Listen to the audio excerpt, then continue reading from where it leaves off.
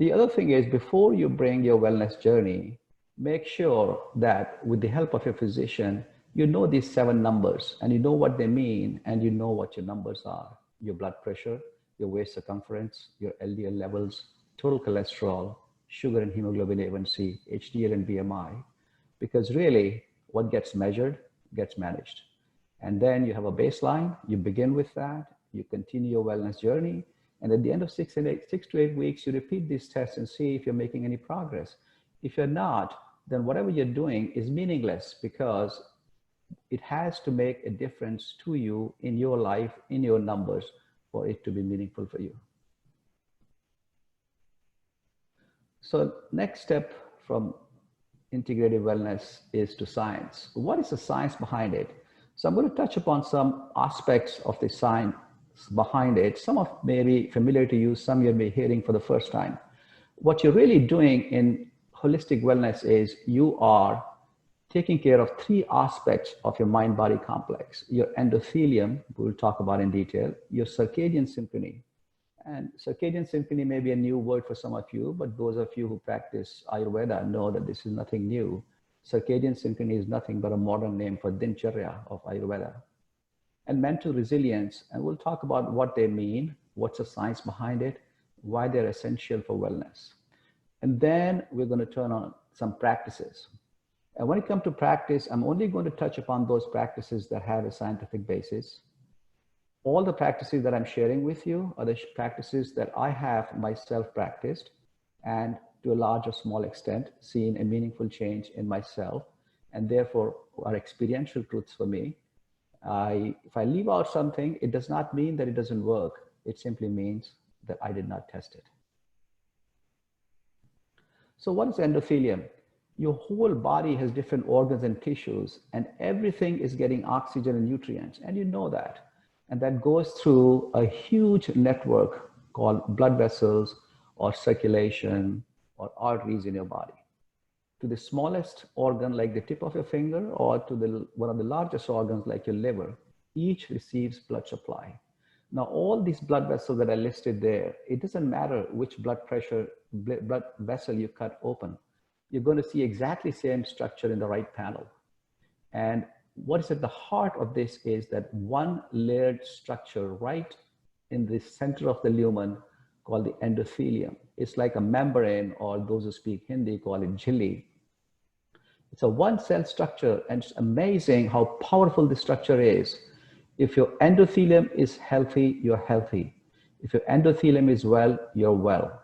And if your endothelium is unhealthy, it causes vasoconstriction or narrowing of the blood vessels, or the pipes become dysfunctional, they do not circulate nutrition to organs of the body, and what you end up with in pathological terms, you may call it hypertension, diabetes, cholesterol, heart attack, stroke, cancer. But the base of all that is your healthy nutrition that you're putting in is not reaching those organs. Why? Because you have lost your endothelial integrity. And therefore, it's very important to eat or do things that maintain your endothelial integrity. So if you look at what factors affect it, stress, diabetes, high cholesterol, smoking, fatty acid, high blood pressure, you might be wondering, how does it affect? They all provide free radicals that give oxidative stress and cause damage to the endothelium. When the endothelium becomes dysfunctional, you become dysfunctional. When the endothelium is healthy, you're healthy. Your diet, your exercise, stress reduction, healthy habits, they all make your endothelium healthy. Now, this may be a new concept to you, but it obviously is a very important concept. Why? Because 2017, Nobel Prize in Physiology of Medicine actually went to these 3 scientists who jointly and individually discovered the gene that regulates the circadian rhythm. And circadian rhythm is extremely important to understand the concept. The daylight, the sun, gets through your eyes and gets to a structure sitting just above where your optic nerves cross called suprachiasmatic nucleus. And that's how you know that it's time to wake up. What does your body do? It secretes adrenaline, it secretes cortisol, it prepares you to begin your day. What happens when the sun goes down at nighttime? The light goes down and the suprachiasmatic nucleus perceives that it is winding down time. What does your brain do? It sends signals to your brain, and your brain secretes melatonin. It says it's time to sleep. The adrenaline level goes down, the cortisol goes down, and the melatonin goes up, and you have a sound sleep, and you regenerate, you rejuvenate, and you get ready for the next day's work. So this is how your central clock operates. But what these scientists found out also, that in addition to the central clock sitting in your brain, your body has multiple peripheral clocks also. You may not know it, but your heart has some optimal time where it works the best, and then it needs the rest. Your lungs, when they work the best and they need the rest. Likewise, your liver, your kidney, your pancreas, your hormonal organs, your endocrines, and they all have their own clocks. And if these clocks are synchronized, and we'll talk about how you sustain synchrony, you have wellness. If these clocks are desynchronized, if there's dyssynchrony in these clocks, or they're malaligned, what you get is called illness. And therefore, it's very important to understand circadian rhythm. This is the central principle that underlines the concept of discipline and regularity in life. If your circadian rhythm is misaligned, if you are a night owl instead of being a morning lark, you get all these kind of problems: metabolic syndrome, muscle loss, bone loss, poor immunity, cognitive decline, diabetes, chronic stress, all these things just because you have malaligned the peripheral clocks and the central clock in your body. So then you'll ask me a question: how do you cause a balance? Well, you really balance 4 factors in your life. It's very important to balance sleep with awakeness, balance exercise with recovery, balance eating with fasting, and balance stress with recovery. If there are fixed times for all these, your central clock knows when is the time to switch on and gives you adrenaline and cortisol to begin your day, and when's the time to switch off and give you melatonin and relax. If this regularity is there, then all the peripheral clocks also get aligned with the central clock. Your liver functions optimally, your pancreas function optimally, your stomach functions optimally, your endocrines function optimally. And this is the science of circadian alignment. And this is also the 5,000-year-old science of Dincharya of Ayurveda. Just to pick up one of those things is sleep hygiene. It's a long list of how you can get a good sleep, but a simple thing is, if you practice one thing, 3 hours before you go to bed, you should not be looking at the blue light. In other words, don't watch TV, see your phone, see your laptop, or put anything in your stomach 3 hours before you go to bed. You'll get a beautiful 7.5 hours of sleep every night. Difficult to practice, but there is no alternative. What is emotional and mental resilience? Our life is full of stress. Every day there is stress in our life, but we bounce back from that. This bouncing back from stressful situation is what is called resilience. Our mind should be a slinky. It should be able to bounce back immediately from whatever the stressful situation is. And this resilience is really, a trained mind can have resilience through training. So it is an acquired trait. We are not born with resilience because we're not born with stress. We acquire stress in life and we experience from that, and we surmise and we devise our ways of dealing with stress. And we'll go through some practices that tell you how to increase your resilience, scientifically based methods on that.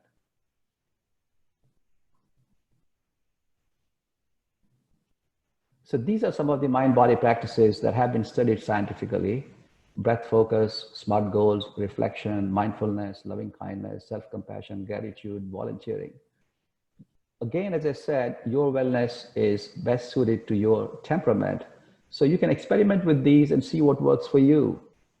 I have tried all of those, and I can tell you the one at the bottom works for me the best, which is the volunteering, and reflection works for me the best. But again, you can experiment with that and see what works best for you, and you increase that practice and you have the joy of wellness. Well, basically, You can dash to wellness by doing these four things: diet, activity and sleep, stress management, and habit change. So you all know that. I'm not telling you anything new here. But I'm going to start with what's at the bottom, the habit change, because at the end of the day, your diet, your activity, your sleep, and your stress is really determined by your habit. What determines your habit? Your habit is really determined by your mind. What determines your mind? Your mind is determined by the thoughts that it has.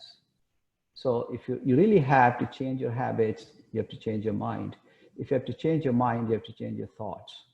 And you change your thought one thought at a time. In order for you to grow beautiful grass, you have to remove the weeds. How does mind transform? The habit change. The neurobiology of habit change is that all the habits that you have stay in one pea-sized area in your brain called the habit center or the nucleus accumbens. Everything that you learn in life is stored there.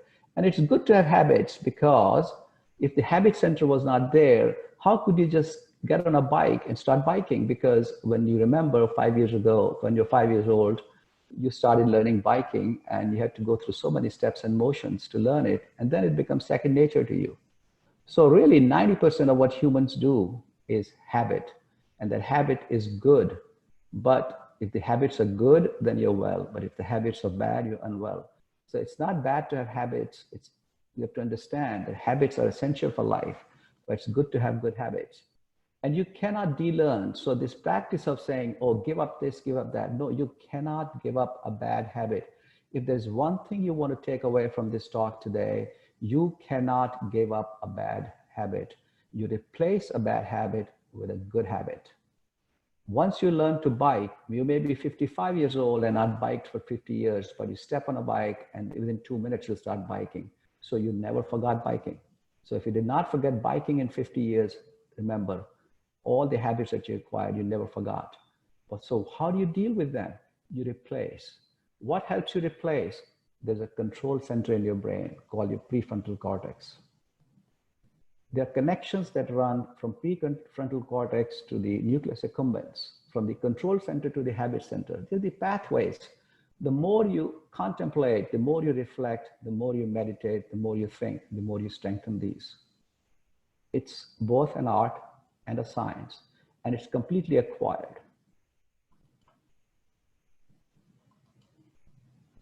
So Charles Duhigg came up with this idea of how to change habits. And this is a very scientific method, and some of you may have seen this. This is New York Times bestseller, and those of you who believe in looking at a scientific way of habit change, this is one of the way of habit change that I recommend, but I'll talk about what I prefer above this later. And there's a beautiful thing he said. He said, the golden rule of habit change is you cannot extinguish a bad habit. You can only change it. Now, some of you are students of yoga, and Patanjali said exactly the same thing 5,000 years ago. Vitarka badhane pratipaksh bhavana. To replace an inimitable thought, you have to bring in good thoughts in your mind. So what did he do? He created this habit loop. What he found out is that to every habit, there's a cue, there's a routine, and a reward. The cue is the deficiency that you feel. Reward is the happiness that you feel. Routine is what you do to satisfy that cue. So in his personal life, he's a New York Times bestseller, and he's a renowned journalist. And he'll work there in New York Times, and 2 or 3 o'clock in the afternoon, he gets tired, he gets fatigued, and he needs to charge up. So what will he do? He'll go and walk to his colleagues for a chat, just to recharge. Now, some of the friends that he had also said, oh, come on, let's talk. Okay, let's go to the coffee shop. So he'll walk with them over to the coffee shop. They go to the coffee shop and sees these cookies there, and he'll pick up a couple of cookies and he starts eating them. And he realizes in 6 months, he put on 18 pounds in weight. And then he starts reflecting, how did I get to 18 pounds? When he reflected, he discovered something great. What he discovered was, the problem is not in his getting bored. When you live this life, you're going to be bored every day of the life, every moment of the life. The problem is not in taking care of the boredom with reward or feeling happy. We all want to feel happy. The problem is what he was doing. So he experimented. He decided to then socialize with only those people in that office who did not drink coffee. So he found out that when he got bored, he went there, talked to them for 10 to 15 minutes, felt good, got back on his work, but did not go to drink coffee and therefore did not eat the donut. And he lost 18 pounds. So what did he really do? All he did was change the routine. All he did was not to go to the coffee shop. He still felt bored and he still felt happy, but he changed his routine. So you change a habit by changing the routine. You have to be careful of who you socialize with. There's a beautiful thing that Tulsi said in Maithili in Ramayana, Sat Sangat Mad Mangal Mula. The secret to wellness and peace is in your company. So if you want to change your habits, change your company, change your friends. That's the crux of this. I think of all the practices that we're discussing today, this is, if you can practice this one practice, which I think is paramount, you'll make a tremendous difference in your wellness. You have to have a self-rejuvenation time. Your mind is taking in so much every day. You think that you go to sleep and you empty your mind. No, you don't. When you sleep, you relax your body. You don't relax your mind. To empty your mind, you have to make a willful effort to empty your mind. You have an old car. You want to get rid of it to buy a new car. You have to get rid of the old car before you drive the new car. Same way, if there's garbage that has gone in the mind, you have to clean up the mind the next day for something else to come into it. If you fix a time, morning and evening, only for yourself every day, where you devote 2 minutes or 5 minutes to yourself and just sit in silence, solitude, stillness, do nothing. This practice is for doing nothing. This practice is for emptying the headspace. When you empty your headspace, you create room for something new to come in. When you create a room in your mind, new thoughts will come in, new practices will come in, new solutions will come in. Those solutions that come to your mind when you empty your mind are your solution, suited to your circumstances and situations for your wellness. And that's how you create a practice that leads you on the journey to lifetime wellness. The diet is extremely important, and I recommend a plant-based diet. If you cannot do a completely plant-based diet, you can do a plant slant diet where plant is an essential part. And there have been scientific studies that have been done that plant diet lowers BMI, mortality, high blood pressure, diabetes, cholesterol, stroke, cancer, heart attacks. A whole food plant-based diet has essentially 4 components. It's predominantly based in fruits, in grains, in legumes and vegetables. Legumes give you protein. Fruits give you those beautiful flavonoids, antioxidants that make your endothelium happy. Grains give you the carbohydrates that give you the energy, and the vegetables give you all the essential nutrients and micronutrients and vitamins and minerals that are essential for the functioning of your endothelium and for your mind and resilience and for your circadian rhythm. Basically, keep in mind, if you eat a rainbow, you're healthy. The most colorful the vegetable or the fruit is, the more flavonoids it has, the more antioxidants it has, the more nutritional benefits it has.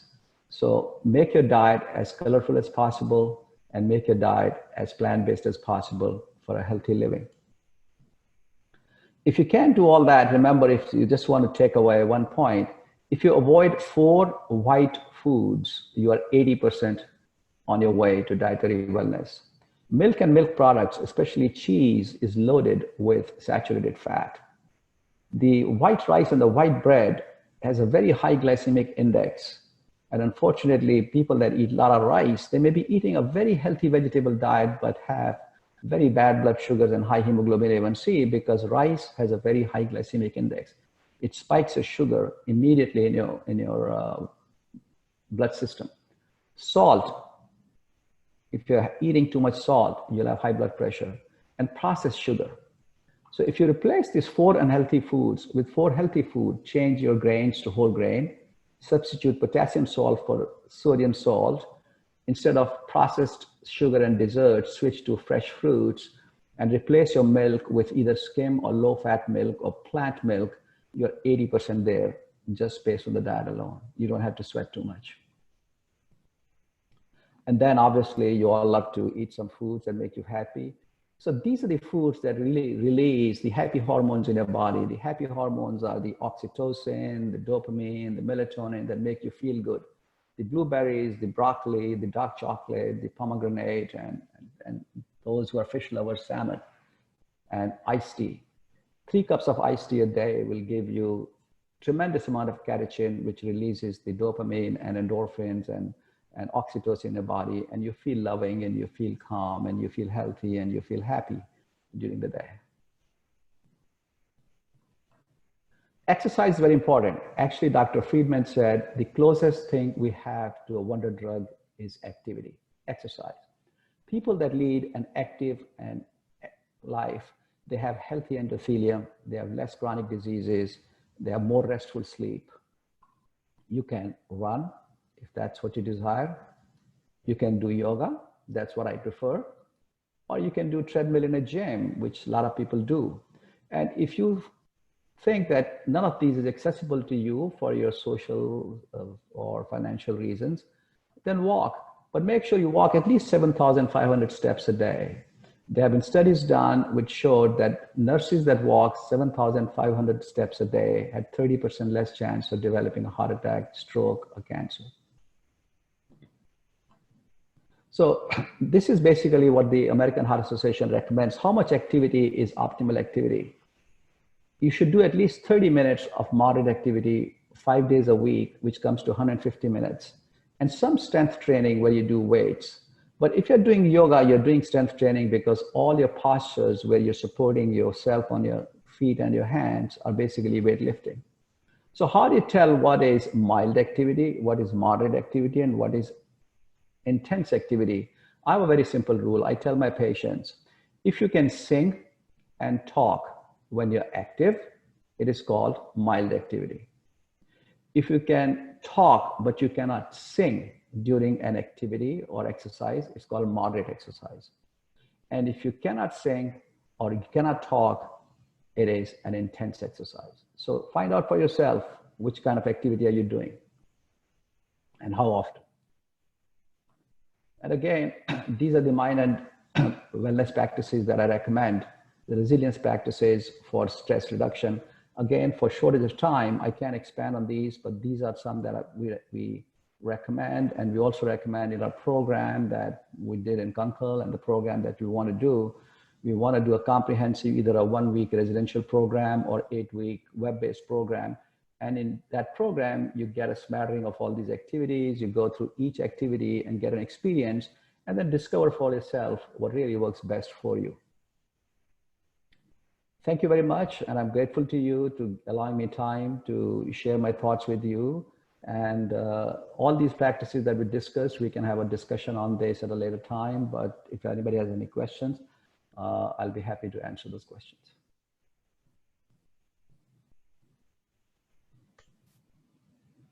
Okay.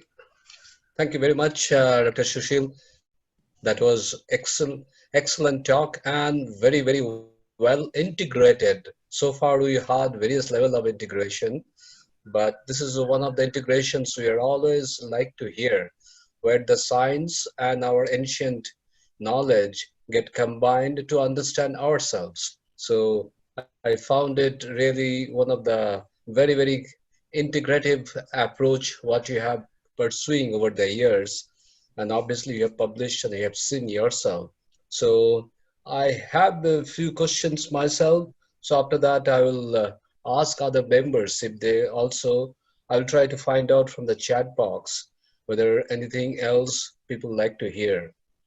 So as you said in your talk, I mean, empty your mind. I mean, that's everybody talks about it.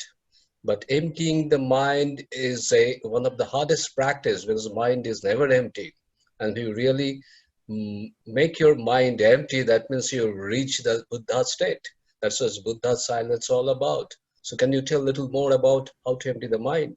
That's a very good question. So really, when I say the clinical emptying mind, which has clinical benefits, I'm talking about really the MBSR, which is mindful based stress reduction program of Kabat-Zinn from Harvard. And I'm also talking about really the resilience relaxation practice mind body of Herbert Benson from Harvard. And what they have found out is that if you do 20 minutes of this practice a day for 6 weeks, you see a change in your attitude, in your mind and your body, and also in your genes. They have done studies where they found that after 6 weeks of 20 minutes of relaxation practice a day, the telomeres in your mitochondria and your chromosomes elongate. And as you know, that the longevity of a human being is determined by the length of the telomeres. So there are many things, but one I can discuss with you very briefly is what Herbert Benson recommends is think about sitting at one place in stillness and silence, and anything that comes in the mind, you can basically put into three quadrants, three boxes. The box, it's either a thought or a feeling or a sensation. There's nothing else that comes in the mind, only thoughts, feelings, and sensations. And if you think of these and close your eyes and say, well, there are three clouds floating in my mind, the cloud of thought, the cloud of feeling, and the cloud of sensation. What's the cloud of sensation? You may get itch in your body to move, or you may get ache in your body to scratch or move. What's a feeling? You may think about something which is unpleasant. Or what's a thought? It's you think in the past, mind goes in the future. So think of all these three when you close your eyes as three clouds on the blue sky. Now, what is blue sky? Blue sky is you, your true nature. And what are the clouds? The clouds are the thoughts and the feelings and sensation. They come in and you tell your mind, okay, it's a thought. Mind, let it come in, it'll go away. It's a feeling, please come in. If you want to go away, go away. It's a sensation, it's come in. Want to go away, go away. Because you know when the cloud goes away, you're left with that beautiful blue sky. You don't resist them. You don't force them out. You let them come and let them pass. If you open your eyes and look at the sky at any time, there's so many clouds coming in, passing by, and there's sunshine and there is shade. Let them come in and let them pass. You don't make any effort to bring them in or take them out. It's a practice that grows on you. You begin with a minute, you begin with 2 minutes, take it to 5 minutes. This practice is really what empties your mind and creates space in your minds for new thoughts to grow. And those thoughts that grow in the mind are the thoughts that really make you healthy in life and bring wellness. It takes time. It takes about 5 to 6 minutes of training, and we recommend doing it with somebody who understands. And we can hold sessions on that. We can do it together. It makes a profound change, but I agree with you, there's a learning curve, and I agree with you that it's difficult. But at the same time, try to understand that the mindfulness that I'm talking about is not the Buddha mindfulness that Buddha talked about, because he wanted to really reach the pinnacle. What we want to do is to make sure that our blood pressure gets controlled and our cholesterol gets lowered. To do that, we have to do a much lower level of mindfulness awareness than what Buddha did. Thank you. Thank you for the wonderful explanations of that. And I will ask Anirban, you have any few questions? I am seeing a lot of beautiful comments about your talk. So possibly we'll take it up later. Anirban, you have any questions we can raise at this stage?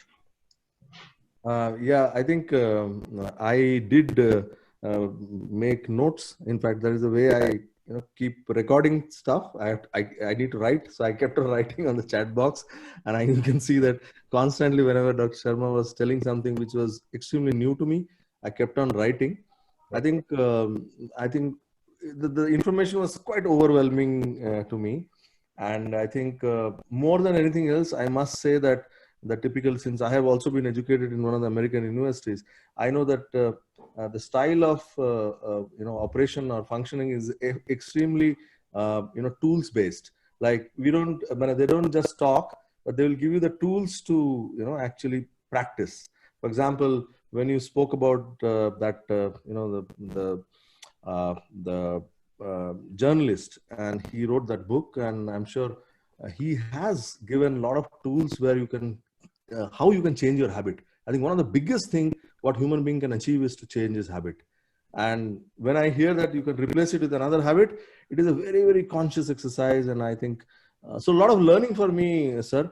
I'm going to have a lot of questions, which I will be in touch with Dr. Sharma, and I can always ask him. So from me, that's from my side. Yeah.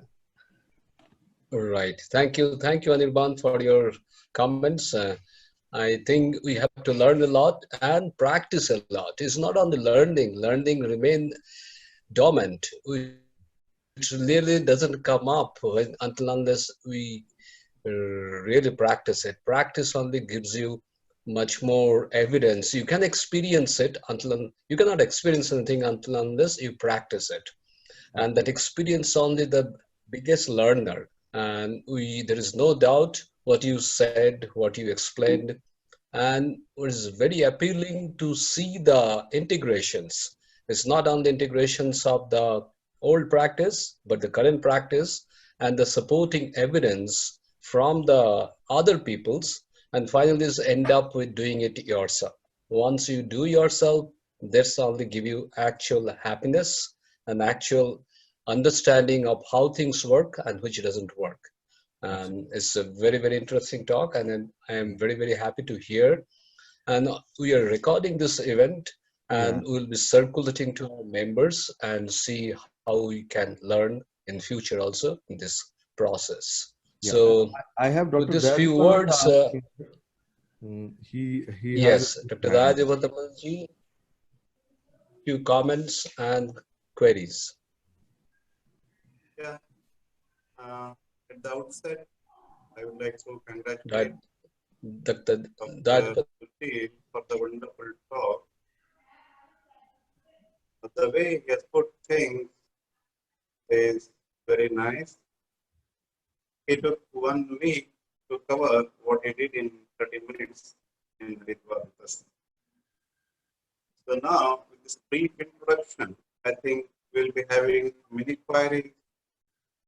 So some people may would like to have more methods of practice. ये तो ठीक है, लेकिन कैसे करेंगे? So all those things can be definitely taken up, and we can continue to learn more about this integrative medicine.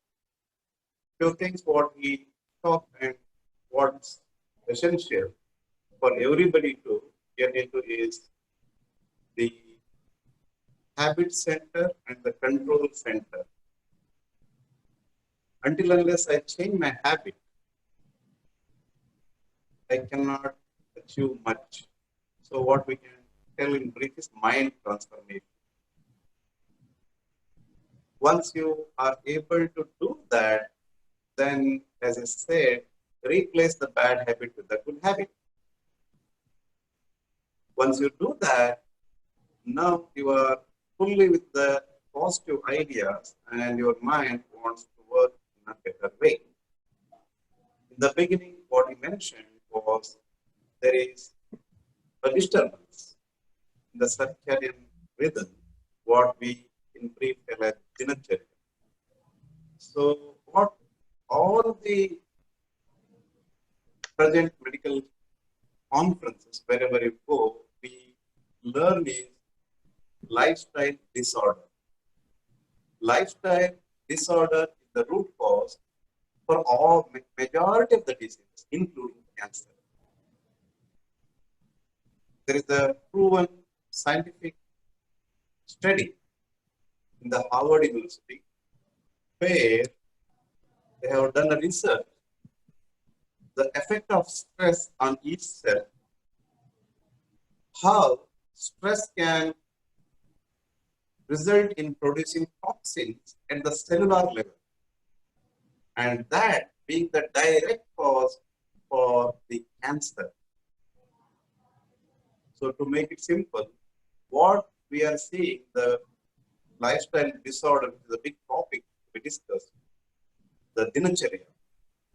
If we don't have a proper routine, which includes your activities, your eating habits, your working habits, including sleep. And as Swami Vivekananda says, even breathing is a karma, action. So, based on this, what I practiced with Susheel Sharma here was very important for me and to all those scientific approach people to learn this. I had a high cholesterol. I had increased bilirubin, which we call as Guillain-Barré syndrome, GB syndrome. Those who are medical background, they can understand what is GB syndrome. They have raised serum bilirubin, but it is physiological. They don't have any pathology in the liver. They don't have any diseases. They don't have any problem. That is called a GB syndrome. So usually, I did not understand how to come out of this GB syndrome. Though I was doing my activities like playing badminton, having morning walk, yoga, meditation, of course, I'm leading a spiritual life, which I'll come to later in the conclusion. Above all, which is very important, unselfishness. The last slide, what it talked. To find yourself is to lose yourself. So with all this, I had raised LDL. My LDL was 160. My serum bilirubin, which I call GB syndrome, serum bilirubin used to be always between 1.6 to 1.8. After the 20 days practice, what we did together, Susheel Sharma in Haridwar, added to what I was doing earlier. So what was the addition? The diet change I brought in, increased physical activity, and rest was same. So what was the diet change I made? Very nicely put in the slide, for which we can talk on hours for hours. Avoid all that is white, sugar, salt, rice, especially the polished cereals. Include all that is colorful, which we put in the very beautiful slide, rainbow. Colorful fruits and vegetables. And what is very important to learn, because he is a cardiologist, he has been doing intervention cardiology practice in America for more than 35 years, where he used to put daily 5 to 8 stents per day. So what he found was the healthy endothelium, the arteries which supply the blood. If their wall is thickened, there is no proper blood supply to the heart. That's why we get heart attack. So the heart attack can be prevented by having proper diet. And there is something called as a reversal diet, which I learned from him and I practiced. And exactly I got results in just 20 days. So I did practice the diet advised by him. I increased my yoga pranayama, which I was doing earlier. So one important slide he showed the role of exercise, the role of diet, the role of medicines in bringing down the BP. He showed one example, how much it brings down. So 30 to 40 mmHg of the BP can be brought down just by diet and exercise.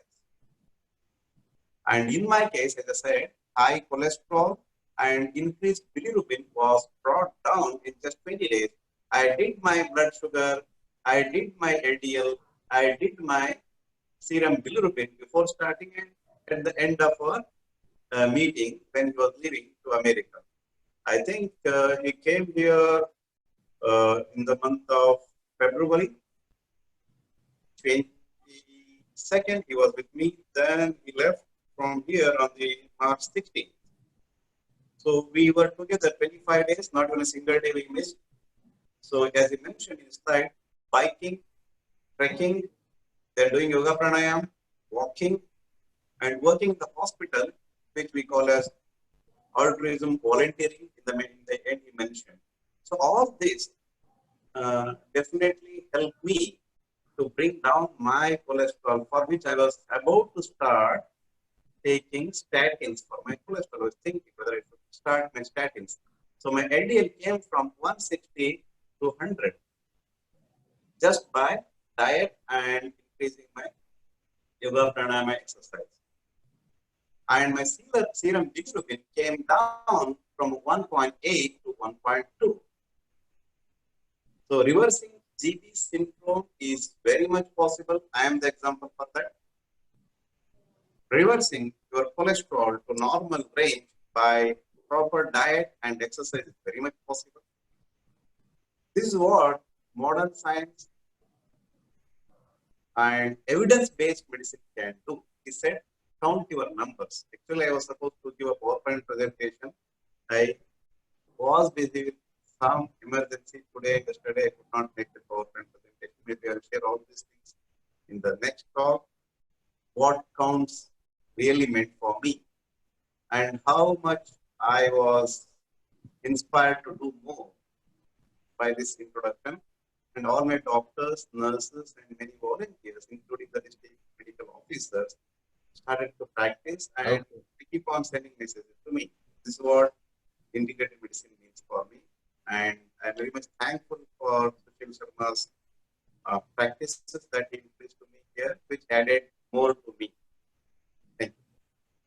Thank you. Thank you, Dr. Dadendra Nambaji. I have just a last question I want to say, which is came on the chat box from Dr. Abhishek Pathak. He's asking, what is your experience of using these practices in your daily patient management? Dr. Susheel. Yeah, so we started, can you hear me? Yeah. Okay. Yes. So we started, but every Wednesday, once Wednesday a month, we started these practices. The biggest problem that I encountered is when it comes to talking these esoteric terms, mind, meditation, awareness, relaxation, yoga, dhyana, pranayama. These are really alien concepts to a Western mind. And especially most of the people around are working class people with their backgrounds. So there are a lot of resistance. There was a lot of learning process that I had to go through. For example, we just started the reflection practice in our office, and I started with my secretaries, and they have not been able to sit down for 2 minutes or 5 minutes a day. And we're changing the protocol every so often, and we're going to enroll 15 patients and have them do that. So it's really, I'll tell you something with the way to diagnose and the way to treat, because I'm a cardiologist. I do everything as a stress test. You want to know how much you love yourself, right? I give you a simple stress test to know how much you love yourself. Close all the devices that you have, close all the doors that you have. Do not read anything, don't do anything, and lock yourself in your room one day and sit there and see how long you last. And this will tell you how much you love yourself. Just think about it. When you were a teenager and you loved a girl, you wanted to be with her for 24 hours.